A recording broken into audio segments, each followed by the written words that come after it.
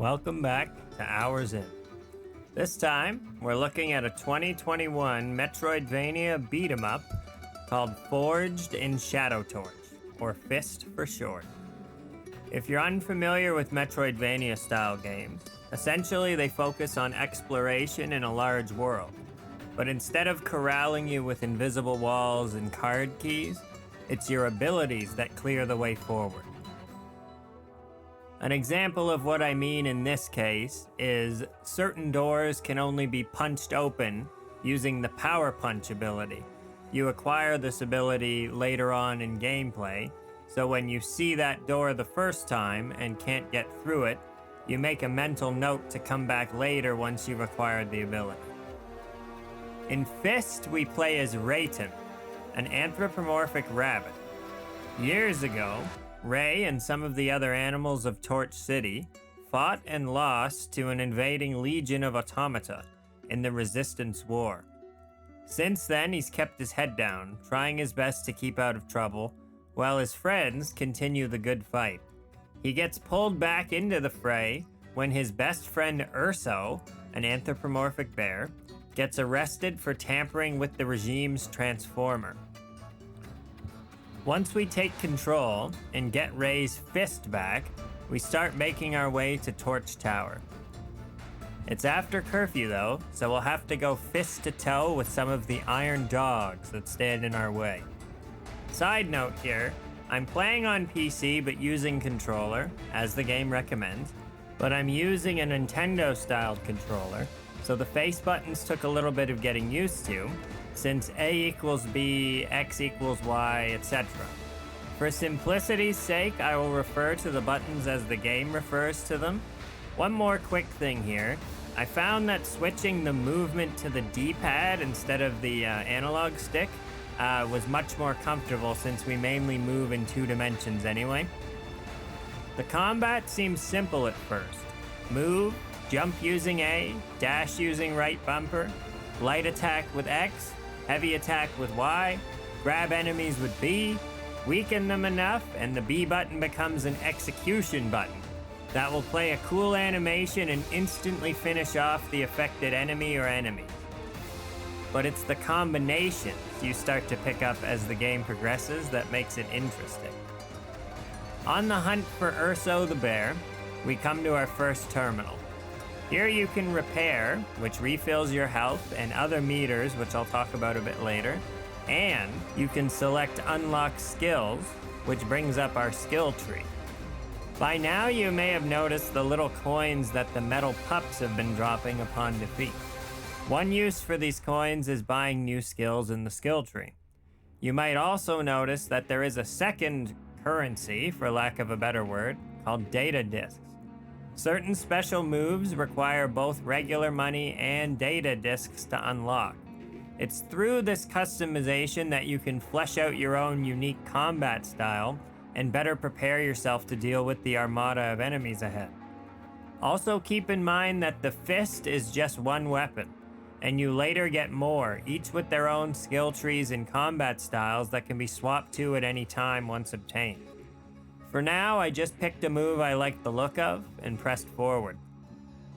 After we bash through the fascists' finest iron doggies and get the wall jump, which you can do infinitely if the wall is straight by the way, we come to our first major barrier, or at least the first if you haven't been exploring and getting sidetracked like a true Metroidvania player.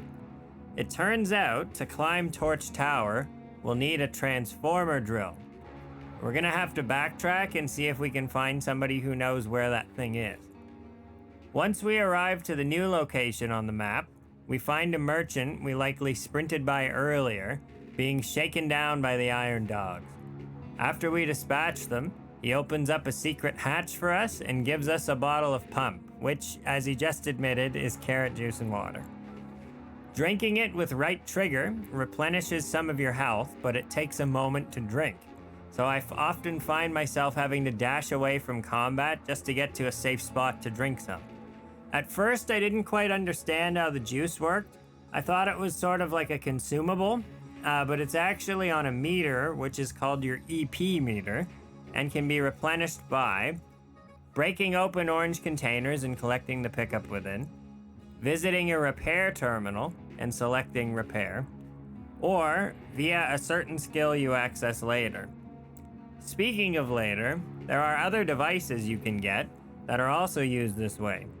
Careful though, as they share the same meter that the carrot juice does, so if you use, say, the homing missile a few times, you won't have any EP left to heal with. After going through the secret hatch and pummeling some robots, we find Master Wu, a wise raccoon who does indeed know where the drill we're looking for is being kept. He won't give it to us that easily though. In order to prove ourselves worthy, we have to do a couple of things. First, he has us beat up a training dummy to teach us the combo system. I had a bit of trouble with this at first, but I think it's because I was just mashing the buttons in sequence rather than letting each move land before beginning the next. It's a timing thing, really. After Devil May Crying the dummy, Master Wu teaches us the power punch. Hold X to charge it up, then release. It's not just a strong punch either. It can open up certain red-colored barriers, as well as destroy those annoying shields that certain enemies hold. Even with this amazing punch, the raccoon still won't tell us where the drill is. Now we have to go find one of those data disk things. If you've forgotten, the data disks are the sort of second currency used to unlock certain more powerful upgrades. Getting the disc won't be easy though. It's held by a boss doggy named Feral. And so, we're sucked into our first boss fight. I'll try my best not to spoil any more of the game for you just yet. I really encourage you to put your own hours in and check it out. But I'll give you a couple more highlights of my first 3 hours of gameplay if you aren't yet convinced. Obviously, we get the Transformer drill, but in addition to being a unique weapon of its own, it also grants us the ability to glide like Dixie Kong. We die a lot. We fight some cool enemies and bosses. We get some more upgrades. We get incarcerated.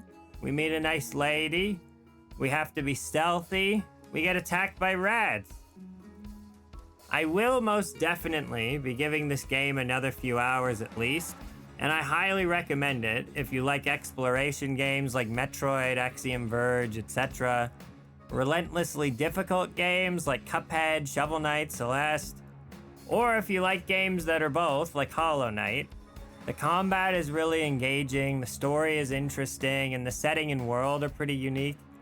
Let me know what you think of it, if you haven't played it before, and be sure to keep an eye out for the next part. Thanks so much for watching, and I hope to see you in the next video. You've been watching Hours In.